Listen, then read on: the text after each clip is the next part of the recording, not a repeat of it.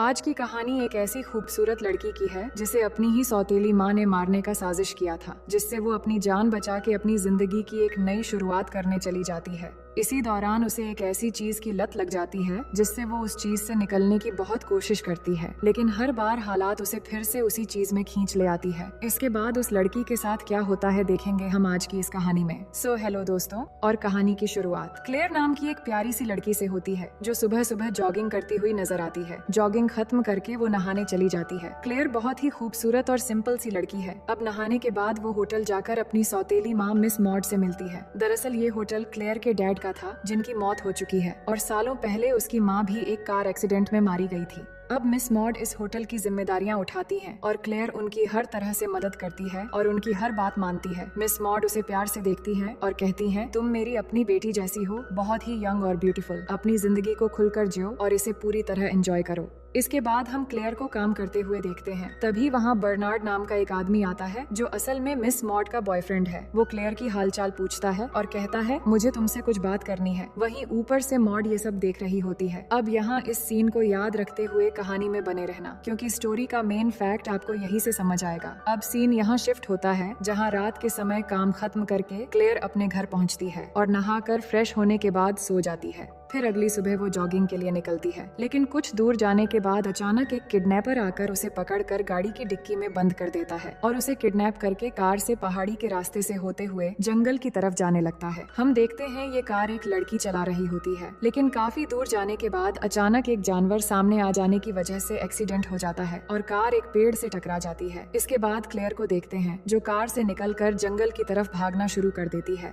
लेकिन कुछ दूर भागने के बाद वो थककर इधर उधर देखने लगती है। तभी वो किडनैपर लड़की भी वहाँ आ जाती है और उस पर गन पॉइंट करके कहती है, तुम बहुत खूबसूरत हो और यही तुम्हारी गलती है। ये कहते ही एक गोली की आवाज सुनाई देती है और सीन यहाँ से शिफ्ट हो जाता है। इसके बाद हम क्लेयर को देखते हैं जो एक कमरे में सो रही होती है। उसकी आंख खुलती है तो देखती है कि उसने कपड़े नहीं पहने हैं। तभी रिचर्ड नाम का एक लड़का उसके लिए खाना लेकर आता है, तो क्लेयर उससे अपने कपड़ों के बारे में पूछती है, जिस पर रिचर्ड कहता है, कपड़े मशीन में धोने के लिए डाले हैं क्योंकि तुम काफी ज्यादा भीग चुकी थी और तुम बीमार न पड़ जाओ, इसलिए तुम्हारे कपड़े निकालने पड़े। फिर क्लेयर पूछती है, उस लड़की का क्या हुआ जिसने मुझे किडनैप किया था? तो वो कहता है, मैं जंगल में शिकार करने गया था, लेकिन बदले में एक औरत को मारना पड़ा क्योंकि वो तुम पर गोली चलाने वाली थी और अब तुम्हारी वजह से मैं मुसीबत में पड़ गया। फिर वो क्लेयर से पूछता है, किस लिए वो औरत तुम्हें मारने वाली थी? तो वो कहती है, मैं नहीं जानती कि वो औरत कौन थी और क्यों मुझे किडनैप किया, इसलिए मैं अब पुलिस के पास जाऊंगी। पर रिचर्ड कहता है, पुलिस कुछ नहीं करेगी। फिर क्लेयर को पहनने के लिए एक शर्ट देकर रिचर्ड वहाँ से चला जाता है। इसके बाद क्लेयर नीचे जाती है और वहाँ के फोन से अपनी सौतेली माँ को कॉल करने की कोशिश करती है। तभी वहाँ विंसेंट नाम का एक आदमी आकर अपना इनहेलर ढूंढने लगता है और कहता है, मैं इनहेलर के बिना नहीं रह सकता, मुझे अस्थमा है। फिर वो क्लेयर से पूछता है, तुम कौन हो और यहाँ क्या कर रही हो? तो क्लेयर कहती है, मुझे कुछ पता नहीं। इस पर वो बोलता है, ठीक है, मत बताओ, असल में मेरा डॉग बीमार है, क्या तुम इसे पकड़ने में मदद करोगी? तो क्लेयर उसकी मदद करती है। अब आगे क्लेयर को देखते हैं जो सोफे पर सोई हुई थी। तभी वहाँ एक लड़का आता है और पूछता है, तुम कौन हो? इससे क्लेयर चौंक जाती है कि रिचर्ड ऐसे क्यों पूछ रहा है। फिर वो देखती है कि रिचर्ड का एक जुड़वा भाई भी है जो बिल्कुल उसी की तरह दिखता है और उसका नाम फ्रांसिस होता है। अब रिचर्ड क्लेयर से कहता है, तुम्हें यहाँ से जाना होगा क्योंकि जो तुम्हें मारना चाहते थे वो यहाँ भी आ सकते हैं। इस पर वो कहती है, कोई नहीं जानता कि मैं यहाँ पर हूँ, और उसे रिक्वेस्ट करने लगती है, मुझे बस कुछ और दिन यहाँ रहने दो, क्योंकि वो बहुत डर गई थी। लेकिन रिचर्ड नहीं मानता और चिल्लाकर कहता है, मैंने कहा ना यहाँ से चली जाओ। इतने में क्लेयर उसे थप्पड़ मार देती है, लेकिन फिर उसे किस करने लगती है। असल में क्लेयर कुछ भी करके यहाँ पर रुकना चाहती थी। अब अगली सुबह जब क्लेयर उठती है तो दोनों भाई घर पर नहीं थे। वो बाहर आती है तो उसे विंसेंट मिलता है जो अपने डॉग को डॉक्टर के पास ले जाने वाला था, तो वो भी उसके साथ चली जाती है। दोनों सैम नाम के एक डॉक्टर के पास पहुंचते हैं जहां डॉक्टर डॉग को चेक करके कहता है, इसे कुछ नहीं हुआ है, मुझे अभी कहीं जाना है तो कल मैं घर आकर इसे फिर से चेक करूंगा। डॉक्टर क्लेयर से भी पूछता है, क्या तुम भी वही रहती हो उन दोनों जुड़वा भाइयों के साथ? तो क्लेयर कहती है कि हाँ, मैं वही रहती हूँ। इसके बाद दोनों घर वापस आने लगते हैं तो विंसेंट उसे ड्रिंक के लिए पूछता है, जिस पर क्लेयर मान जाती है। लेकिन पहले वो रास्ते में एक बुक स्टोर पर जाते हैं जहां उन्हें बुक स्टोर ओनर चार्ल्स और एक चर्च के फादर गिलबॉड मिलते हैं। चार्ल्स यहाँ क्लेयर की खूबसूरती की तारीफ करने लगता है और उन्हें किताबें दिखाता है। फिर बुक खरीदने के बाद क्लेयर और विंसेंट ड्रिंक्स करने जाते हैं और एक दूसरे के बारे में बातें करने लगते हैं। क्लेयर कहती है, बचपन से मुझे वायलिन बजाने का बहुत शौक था, लेकिन मेरी मॉम के एक्सीडेंट के बाद मैंने सब छोड़ दिया और मेरी जिंदगी थम सी गई थी। लेकिन अब मैं अपनी पुरानी यादें भुलाकर एक नई जिंदगी जीना चाहती हूँ। इसके बाद दोनों घर आते हैं, जहाँ विंसेंट उसे एक वायलिन गिफ्ट करता है। इतने में रिचर्ड वहाँ आता है और क्लेयर पर गुस्सा करते हुए कहता है, तुम्हें बाहर जाने की क्या जरूरत थी? अब सबको पता चल गया है कि तुम यहाँ हो। इस बात से क्लेयर को काफी बुरा लगता है और वो अपने कमरे में चली जाती है। वो समझ नहीं पा रही थी कि अब वो कहाँ जाएगी। तभी वो देखती है रिचर्ड बाहर लकड़ियाँ काट रहा होता है, तो वो भी वहाँ जाती है और उससे कहती है, तुम चाहते हो ना कि मैं यहाँ से चली जाऊँ? कुछ देर सोचने के बाद रिचर्ड उसे किस करने लगता है, जिससे दोनों बेकाबू होने लगते हैं और वहीं पर तूफान और भूकंप के मजे लेने लगते हैं। अगले दिन डॉक्टर सैम आता है और विंसेंट के डॉग को फिर से चेक करता है। इसके बाद सैम क्लेयर से बातें करने लगता है और उसके बारे में पूछता है कि वो कहाँ से है और बातों बातों में उससे फ्लर्ट भी करने लगता है। फिर वो चला जाता है। अब रात में क्लेयर को देखते हैं कि उसे नींद नहीं आ रही थी, तो वो जाकर रिचर्ड के पास बैठ जाती है, जहां वो टीवी देख रहा था। क्लेयर पिछली बार की तूफान से बहुत खुश थी, इसलिए वो एक बार फिर से रिचर्ड को अपनी तरफ अट्रैक्ट करने लगती है और एक बार फिर से यहाँ पर तूफान और भूकंप आता है। लेकिन इसके बाद क्लेयर को पता चलता है कि ये रिचर्ड नहीं बल्कि उसका भाई फ्रांसिस है। तो वो पूछती है, तुमने मुझे पहले क्यों नहीं बताया कि तुम फ्रांसिस हो? जिस पर वो कहता है, मैं खुद को रोक नहीं पाया और कुछ ही पलों में ये सब हो गया, इसलिए प्लीज ये सब भैया को मत बताना। अब अगली सुबह क्लेयर जॉगिंग के लिए गई होती है, तभी वहाँ बाइक लेकर एक आदमी आता है। ये असल में वही चर्च के फादर होते हैं जो क्लेयर को बुक स्टोर में मिले थे। फादर कहते हैं, क्या तुम मेरे साथ चर्च में जाना चाहोगी? तुम्हें बहुत अच्छा लगेगा। तो वो मान जाती है और उनके साथ चली जाती है। वहाँ जाने के बाद फादर उससे बातें करते हैं और कहते हैं, क्या तुम कुछ कहना चाहती हो? क्योंकि प्रीस्ट के सामने कन्फेस करने से दिल हल्का हो जाता है और हर कन्फेशन यहाँ राज रहती है।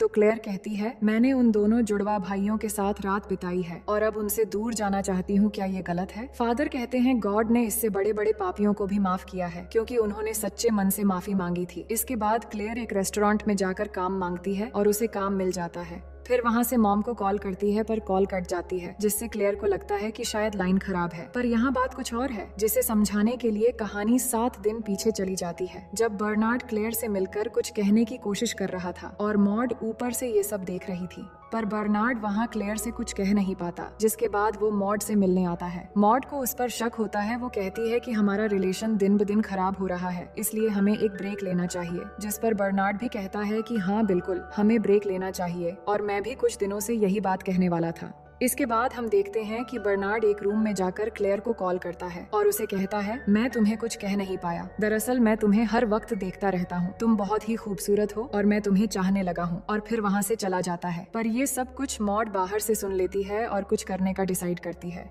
इसके बाद वो एक पार्लर में जाती है, जहाँ म्यूरियल नाम की एक पार्लर गर्ल से मिलती है, जिसे पैसे देकर क्लेयर को मारने का कॉन्ट्रैक्ट देती है। और फिर इसी लड़की ने क्लेयर को किडनैप करके मारने की कोशिश की थी, लेकिन उल्टा वो खुद ही मारी गई। अब कहानी प्रेजेंट में आती है, जब मॉड अपने बॉयफ्रेंड बर्नार्ड के साथ बैठी हुई थी और वो क्लेयर के बारे में बातें कर रहे थे कि वो कुछ दिनों से होटल नहीं आ रही है, शायद वो बीमार है। और इसी बीच क्लेयर ने उसे कॉल किया था, पर उसने बात न करके कॉल काट दिया। असल में क्लेयर की खूबसूरती की वजह से मॉड का रिलेशनशिप खराब हो रहा था, इसलिए उसने क्लेयर को मरवा देने का फैसला किया था। वहीं अब क्लेयर रेस्टोरेंट में काम करना शुरू कर चुकी थी और वहाँ काफी लोगों से उसकी जान पहचान भी बढ़ गई थी। अब रेस्टोरेंट में वही बुक स्टोर ओनर चार्ल्स अपने बेटे क्लीमेंट के साथ होता है और क्लेयर से कहता है, ये मेरा बेटा है जो कराटे सिखाता है और ये बहुत ही अच्छा लड़का है। अब यहाँ पर डॉक्टर सैम भी होता है, तो क्लेयर उससे बातें करने लगती है। सैम कहता है कि मैंने एक सपना देखा जिसमें हम दोनों एक साथ थे। दरअसल सैम उसे मन ही मन पसंद करने लगा था और उसे इम्प्रेस करने की कोशिश कर रहा था। इसके बाद सैम उसे क्लब में जाने के लिए इन्वाइट करता है, तो क्लेयर भी जाने के लिए मान जाती है।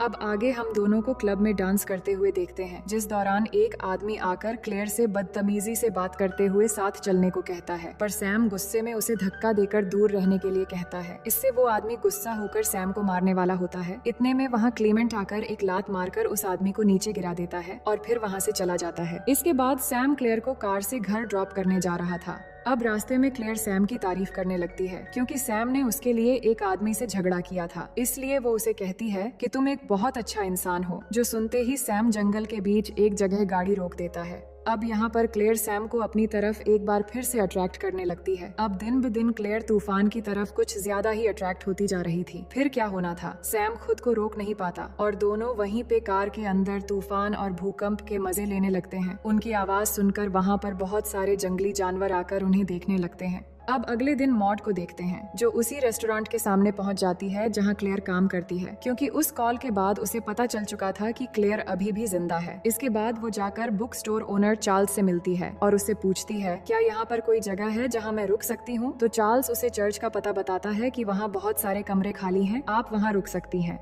इसके बाद मॉड चर्च जाती है और फादर से मिलती है। वो उन्हें बताती है कि उसकी स्टेप डॉटर खो गई है और वो यहाँ पर उसे ढूंढने आई है। तो फादर के पूछने पर वो अपनी डॉटर का नाम क्लेयर बताती है, जिस पर फादर कहते हैं, शायद मैं उसे जानता हूँ, आप चाहो तो उसे ढूंढने में आपकी मदद कर सकता हूँ। अब अगले दिन सुबह हम क्लेयर को जॉगिंग करते हुए देखते हैं। तभी वहाँ चार्ल्स का बेटा क्लेमेंट भी जॉगिंग करते हुए आता है। कुछ दूर साथ चलने के बाद क्लेमेंट अचानक दौड़ते हुए आकर क्लेयर को किस करने लगता है और गिर जाता है, फिर वहाँ से भाग भी जाता है। अब आगे क्लेयर चर्च जाकर फादर से मिलती है और उन्हें बताती है, मैं एक और शख्स के साथ इंटीमेट हुई हूँ, क्या मैं पापी हूँ? तो फादर कहते हैं कि हाँ, ये पाप तो है, पर लोग इससे भी बुरा काम करके घूमते हैं, पर तुम सबसे अलग हो और तुम्हें सही गलत सोचकर अपनी जिंदगी अच्छे से जीना चाहिए। इसके बाद फादर उसे मॉड से मिलवाते हैं, जिससे क्लेयर बहुत खुश होती है, पर वो अभी भी नहीं जानती थी कि उसकी सौतेली माँ ही उसे मरवाना चाहती थी। वो मॉड से पूछती है, आपने मुझे कैसे ढूंढा? तो वो कहती है, तुम्हारा फोन कट गया था, जिसके बाद मैं तुम्हारा नंबर ट्रेस करके यहाँ पर चली आई।